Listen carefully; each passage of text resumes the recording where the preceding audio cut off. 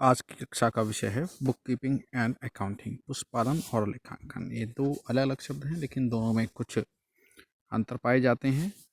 और जहाँ तक बात करें बुक कीपिंग की यानी कि पुस्तपालन की, इसके अंतर्गत कोई भी व्यावसायिक उपक्रम, चाहे वो एक एकाकी व्यापार हो, सोल प्रोप्राइटरशिप हो, या पार्टनरशिप फर्म हो, साझेदारी फर्म हो, या कोई भी बिजनेस कंसर्न हो, कंपनी हो जाए, कोई भी बिजनेस कंसर्न जो किसी बिजनेस को रन कर रही है, किसी लेन देन का लेखा रखती है क्रमबद्ध तरीके से, अर्थात date wise.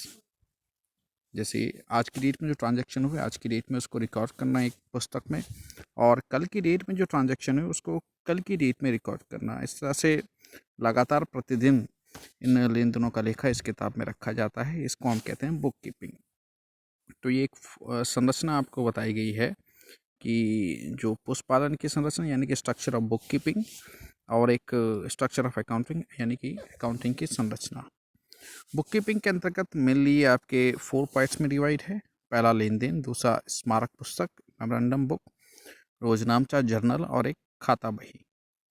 One by one हम इसको डिस्कस करें। सबसे पहले लेते हैं लेन देन को। लेन देन का अर्थ हो गया कोई भी जो लेन देन सामान्य रूप से एक व्यवसायिक उपक्रम जो करता है, सेल परचेज, कोई सा भी लेन देन जो वो कर रहा है, उसको वो लेन देन मुद्रा में व्यक्त होना ज़रूरी है। जैसा हमने पहले भी इस बारे में डिस्कस किया था, मुद्रा में व्यक्त होगा इन टर्म्स ऑफ मॉनेटरी में वो एक्सप्रेस होना चाहिए। अगर ये पूरी करता है वो शर्त, तो उसको हम लिख देंगे एक किताब में, जिसको हम स्मारक पुस्तक कहते हैं, मेमोरेंडम बुक कहते हैं। डेट वाइज, जैसे आज के ट्रांजैक्शन जितने भी हुए हैं उसको आज की डेट में लिख दिया जाएगा क्रमबद्ध तरीके से। ऐसे कल के ट्रांजैक्शन सारे कल के, इस तरह से पर डे हम इसको मेंटेन करके रखते हैं। तीसरा जो है वो आपका रोजनामचा। रोजनामचा यानी कि जर्नल, इसे अंग्रेजी में कहेंगे। अकाउंटिंग जो हम करते हैं यानी कि किसी भी लेन देन को जो हम लिख रहे हैं बुक कीपिंग के अंतर्गत, अकाउंटिंग के क्या है, कुछ बेसिक्स प्रिंसिपल्स हैं, कुछ सिद्धांत हैं जिन आधार पे इन ट्रांजेक्शन्स को रिकॉर्ड किया जाता है। जैसे डॉक्टरी होती है तो डॉक्टरी के भी कुछ वर्ड्स होते हैं जिनके आधार पे जो बेसिक चीज़ें, किसी पेशेंट का इलाज किया जाता है।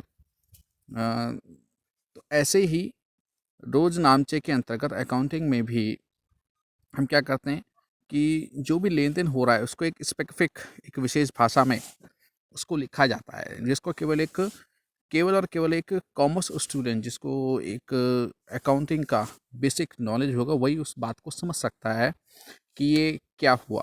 कोई भी लेन देन हो रहा है तो उसको एक स्पेसिफिक लैंग्वेज में लिखा जाता है, एक एंट्री लिखी जाती है, जिससे एक कॉमर्स स्टूडेंट उसको ईजिली समझ जाता है।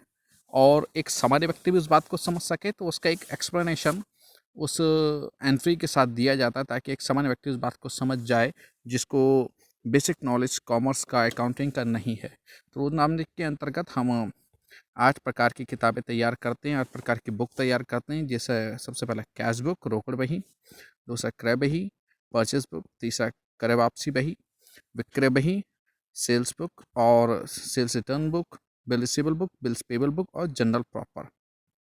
तो जो भी लेन देन हम करते हैं उन लेन देनों का लेखा इन 8 प्रकार की किताबों में लिखा जाता है। एग्जाम्पल दें, जैसे कोई भी लेन देन आपने नकद किया, नकद माल खरीदा, आपने माल खरीदा नकद, तो ये लेन देन नकद हो रहा है। ठीक है, आप खरीद रहे हैं लेकिन नकद खरीद रहे हैं, तो इसको हम रोकड़ बही में लिखेंगे।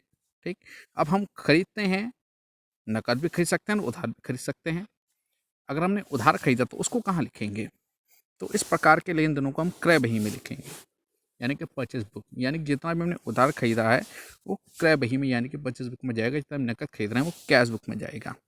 ऐसे ही सेल्स बुक की बात करें, यानी कि जो भी हमने बेचा है, बेचते भी हम दो तरीके से, या तो नकद बेचेंगे, या कोई व्यवसाय जो है वो या तो नकद बेचेगा या उधार बेचेगा। अगर नकद बेच रहा है तो वो कैश बुक में जाएगा, और यदि वो उधार बेचा तो सेल्स बुक में जाएगा। तो ये एक उदाहरण हो गया एक प्रकार से रोजनामचा का, जिनको जितने भी तरह के ट्रांजेक्शन होते हैं वो इन डिफरेंट डिफरेंट एड्स बुक्स में जाते हैं। ये पूरा ब्रॉड तरीके से आपको नेक्स्ट वीडियो में हम बताएंगे कि जितने भी 8 बुक्स हैं इनको कैसे मेंटेन किया जाता है।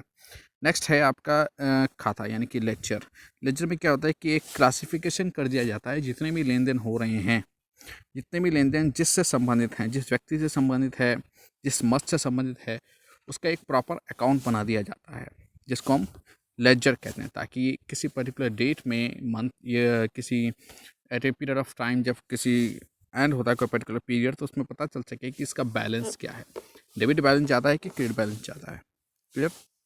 तो ये सारा काम आप स्ट्रक्चर ऑफ बुक कीपिंग यानी कि पुष्पालन की संरचना के अंतर्गत करते हैं। नेक्स्ट हम इसका दूसरा पार्ट लेकर चलें, लेखांकन संरचना, स्ट्रक्चर ऑफ अकाउंटिंग। अकाउंटिंग में हम क्या करते हैं? अकाउंटिंग के अंदर हम तलपट तैयार करते हैं। तलपट यानी कि ट्रायल बैलेंस, यानी कि जो इससे पहला जो हमने स्टेप पढ़ा था स्ट्रक्चर ऑफ बुक कीपिंग में, तो जो उसका लास्ट स्टेप था लेजर, इसके बाद ट्रायल बैलेंस प्रिपेयर किया जाता है। ट्रायल बैलेंस के अंतर्गत डेबिट और क्रेडिट बैलेंस होते हैं। डेबिट बैलेंस को डेबिट साइड पे शो किया जाता है, क्रेडिट बैलेंस को क्रेडिट साइड पे शो किया जाता है। जो अकाउंट हम बनाते हैं जैसे उनके बैलेंस आएंगे, तो ट्रायल बैलेंस प्रिपेयर किया जाता है। फिर ट्रायल बैलेंस के बेस से ही हम trading account, profit and loss account और बैलेंस शीट प्रिपेयर करते हैं। तो ट्रेडिंग अकाउंट से हमें ग्रोस प्रॉफिट मिलता है, इसको मैन्युफैक्चरिंग अकाउंट भी कहते हैं। जहाँ पे मैन्युफैक्चरिंग का काम हो रहा है वो मैन्युफैक्चरिंग अकाउंट बनाएंगे, जहाँ पे खाली सेल एंड परचेस का काम होता है वहाँ पे ट्रेडिंग अकाउंट प्रिपेयर होता है। फिर प्रॉफिट एंड लॉस अकाउंट, यानी कि जिससे हमें नेट प्रॉफिट नेट लॉस मिल सके। एंड लास्ट में हम इसमें प्रिपेयर करते हैं बैलेंस शीट, जिससे हमें किसी पर्टिकुलर डेट में अपनी आर्थिक स्थिति यानी कि कितना प्रॉफिट कितना लॉस हमें हुआ है उसका बोध हो सके, और कितनी एसेट और लायबिलिटीज इसमें हमारे पास हैं, कितनी दायित्व हमारे आंतरिक हैं, कितने दायित्व हमारे बाहरिक हैं, कितनी संपत्ति हमारी रोकड़ के रूप में है, कितनी संपत्ति हमारी एज ए फिक्स एसेट्स है, वह उस चीज़ का हमें ज्ञान हो सके। और फाइनली इन तीनों को हम एक वर्ड कहते हैं जिससे हम कहते हैं फाइनल अकाउंट, यानी कि ट्रेडिंग, प्रॉफिट लॉस और बैलेंस शीट, इन तीनों को एक नाम से भी कहा जाता है जिसको हम बोलते हैं अकाउंटिंग लैंग्वेज में फाइनल अकाउंट, जो किसी कंपनी किसी बिजनेस कंसर्न के फाइनल अंतिम खाते के रूप में जो शो करती है कि उसके खाते अंतिम रूप से इस चीज़ को प्रदर्शित कर रहे हैं। और फाइनली इसमें एक चीज़ आती है, वो है अंतिम खातों का विश्लेषण। जो भी हमने पूरा काम किया उसका विश्लेषण करना यानी कि किसी भी चीज़ का यदि हम विश्लेषण करना चाहते हैं तो हमारे पास पूर्व की यानी कि इससे पहले की अंतिम खाते होने चाहिए, ताकि हम उसको एनालाइज कर सकें, विश्लेषण कर सकें कि गत वर्ष की अपेक्षा इस वर्ष की हमारी कैसी परफॉर्मेंस रही, कैसी हमने ग्रो किया कि हम डाउन हो गए हैं। तो एनालाइज करते वक्त हम इस बात का ध्यान रखते हैं कि जो गत वर्ष के जो फिगर्स हैं उनको इस वर्ष के फिगर से मैच करके कुछ इंटरप्रेट करना, कुछ विश्लेषण करना कि हमारी सेल्स बढ़ी है, हमारी परचेस बढ़े हैं, हमारा प्रॉफिट बढ़ा है, या किस वजह से हमारा प्रॉफिट कम हुआ है, हमने क्या किया इससे प्रॉफिट हमारा बढ़ा, उसको एनालाइज करना, ताकि जो वीकनेस है उसका पता लगाया जा सके और उन वीकनेस को सॉर्ट आउट करके उसको क्लियर किया जा सके, किसी बिजनेस कंसर्न के लिए बहुत ज़रूरी है।